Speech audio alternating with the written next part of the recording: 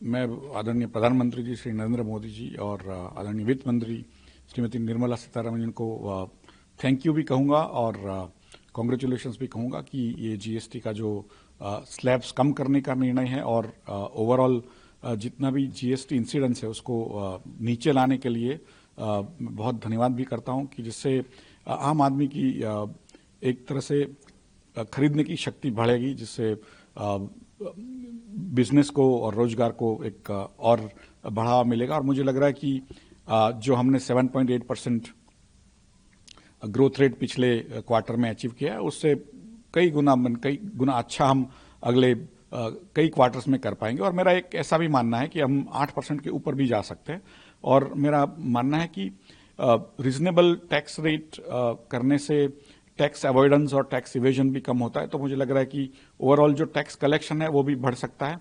और स्वाभाविक है कि छोटे और खुदरा व्यापारी को इनसे बाहर रखा गया है, तो वो भी एक बहुत बड़ी चीज़ है जिससे उनको भी राहत मिलेगी। तो ओवरऑल मुझे लग रहा है कि बहुत अच्छा निर्णय है और भारत की जो औद्योगिक प्रगति है उसमें ये बहुत लाभदायी होगा। सर, जो डेली प्रोडक्ट्स है वो भी ज़्यादा सस्ता हो सकता है, उसके बारे में बताएं। जो डेली प्रोडक्ट्स के जो दाम है वो कई अच्छी मात्रा में कम होंगे, जिससे जो आम आदमी है, आम नागरिक है, उसके जेब में और ज़्यादा पैसा बचेगा, जिससे वो अपने परिवार के लिए, अपने लिए और भी कई चीज़ों को खरीद कर सकते हैं या तो दूसरा प्लान कर सकते हैं। तो मुझे लग रहा है कि निवेश के लिए भी ये बहुत अच्छी बात है। और ओवरऑल जो खरीदारी बढ़ेगी जिससे औद्योगिक उत्पादन भी बढ़ता है, सर्विसेज का भी एक स्तर है वो बढ़ता है। तो मुझे लग रहा है कि ओवरऑल ये जो आम आदमी की जेब में पैसे डालने का जो ये डिसीजन लिया गया है बहुत अभूतपूर्व है और मैं उसका स्वागत करता हूँ। सर, इससे एनएसए में क्या इम्पैक्ट पड़ेगा? क्योंकि अगर हम ऑटोमोबाइल सेक्टर में देखा जाए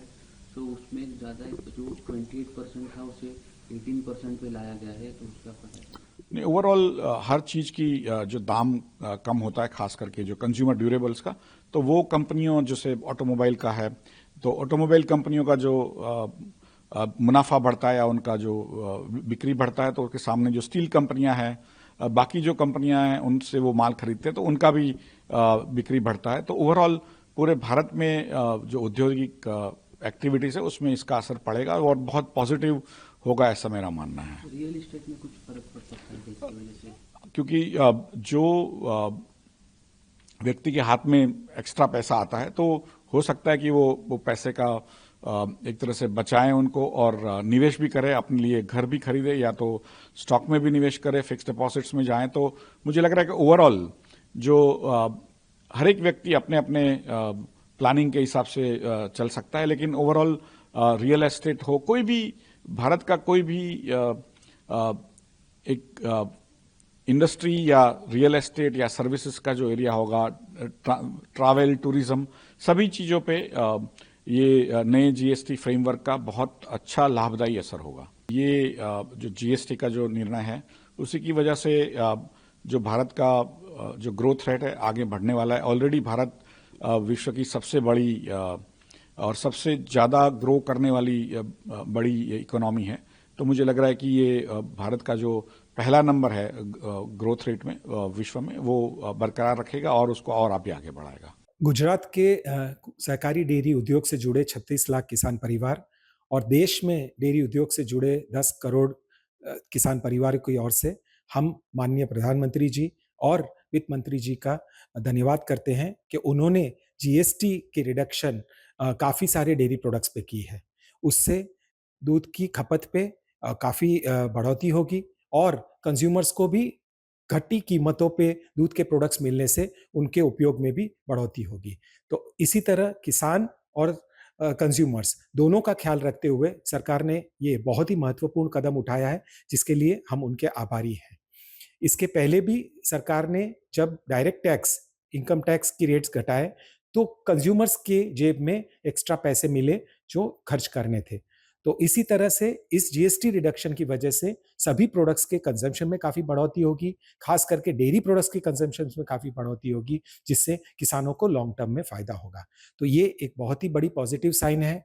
अभी तो इसका इम्पैक्ट करीबन 15 से 20 हजार करोड़ रुपए का होगा, पर आगे जाके जैसे ही खपत बढ़ेगी डेयरी इंडस्ट्री के ग्रोथ में मल्टीपल इम्पैक्ट आएगा, जिसका फायदा देश के सभी करोड़ों किसानों को होगा। सबसे पहले तो मैं माननीय प्रधानमंत्री जी श्री नरेंद्र मोदी जी और माननीय वित्त मंत्री जी श्री निर्मला सीतारमण जी का आभार व्यक्त करता हूं और जीएसटी का इस फैसले का स्वागत करता हूं, ट्रेड और बाकी इंडस्ट्री एसोसिएशन की तरफ से भी। और जिन्होंने दिवाली में भारतीय उद्योग और आम नागरिकों को ऐतिहासिक जीएसटी सुधारों का उपहार दिया, जैसे कि प्रधानमंत्री जी ने ऐलान किया था वही किया। और यह कदम न केवल स्थानीय बाजारों को मजबूती देगी बल्कि अमेरिकी टैरिफ को चुनौतियों के बीच में इंडियन इंडस्ट्रीज को प्रतिस्पर्धात्मक बढ़त भी प्रदान करेगा। ग्रामीण और शहरी क्षेत्रों में घरेलू खपत बढ़ेगा और उल्लेखनीय वृद्धि होगी, जिससे एमएसएमई और उद्योग को सीधा लाभ मिलेगा। कृषि क्षेत्रों में बड़ा बूस्टअप हुआ है, जिसमें ट्रैक्टर, कृषि मशीनरी और उपकरणों को जीएसटी कटौती किसानों की लागत घटाएगी और उत्पादन क्षमता को बढ़ाएगी। इससे किसानों को बेहतर माइलेज और मूल्य मिलेगा। मेडिकल सेक्टर और बीमा सेक्टर में भी राहत दिया गया है। जीवन रक्षक दवाओं और मेडिकल उपकरणों पर जीएसटी कटौती से इलाज किफायती होगा। साथ ही लाइफ इंश्योरेंस और हेल्थ इंश्योरेंस, सीनियर सिटीजन और फैमिली फ्लोटर सहित को जीएसटी से मुक्त कर आम नागरिकों को एक बड़ी राहत और सुरक्षा दी गई है। इंफ्रास्ट्रक्चर सेक्टर में सीमेंट में और निर्माण सामग्री पर जीएसटी पर काफ़ी रेट कम किया गया है, जिससे रियल एस्टेट सेक्टर और इंफ्रास्ट्रक्चर को गति मिलेगा। आत्मनिर्भर भारत की दिशा में यह सुधार निर्णायक कदम है, जो हमारे उद्योग, एमएसएमई, कृषि, स्वास्थ्य, इंश्योरेंस और इंफ्रास्ट्रक्चर को नई ऊर्जा देगी और भारत की अर्थव्यवस्था को वैश्विक स्तर पर मजबूत करेगा। जबकि इन दिनों विश्व के बाकी देश इकोनॉमी से जूझ रहे हैं और भारत तेजी से अपना जीडीपी को भी मेंटेन कर रहा है और इकोनॉमी काफ़ी ग्रोथ कर रहा है, जिससे हम माननीय प्रधानमंत्री जी का आभार करते हैं।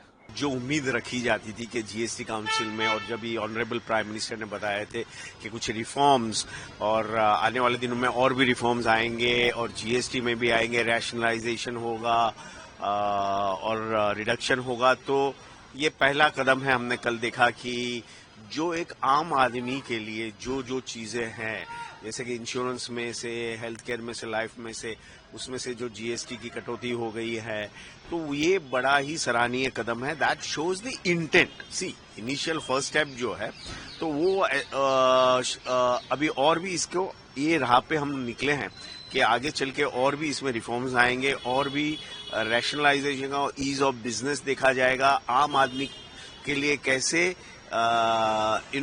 थिंग्स बिकम इजी और कंजम्पशन को कैसे बढ़ावा दें। तो आपने देखा होगा कि गाड़ियां और जो भी है, जो बजट कार हो जिसे कहते हैं, तो वो जो 28 था उसको 18 कर दिया। 10% का reduction is a huge reduction. So और जैसे एफएमसीजी प्रोडक्ट्स जो हैं उसमें हैं, तो काफी चीजों में ये इनिशिएटिव का ये पहला कदम है और आगे चल के और भी रिफॉर्म्स आ सकते हैं। I am very positive about the whole thing and so is the market and that's why फिलहाल सेंसेक्स आप देखोगे कि 680 पॉइंट से ऊपर है और जैसे जैसे आगे भी इसमें और अनाउंसमेंट आते जाएंगे वैसे वैसे और भी मार्केट में सुधार देखने को मिलेगा। जीएसटी में कुछ बदलाव किए गए, क्या कहेंगे इस पर? जीएसटी में जो बदलाव हुए हैं वो अभी कल ही घोषणा हुई है और अभी पूरा उसका नोटिफिकेशन और पूरी डिटेल तो अभी अध्ययन नहीं किया है मैंने, लेकिन एक प्रथम दृष्टया देखने से ये लग रहा है कि जो सामान्य उपभोग की चीज़ें हैं उनके रेट जो है 12% से और 18% से कम करके 5% किए गए हैं और ये एक बहुत ही अच्छी बात है। इससे आम जनता के लिए बहुत राहत मिलेगी, टैक्स का लोड कम होगा उसके ऊपर में और महंगाई कम होगी, ये मेरा अनुमान है।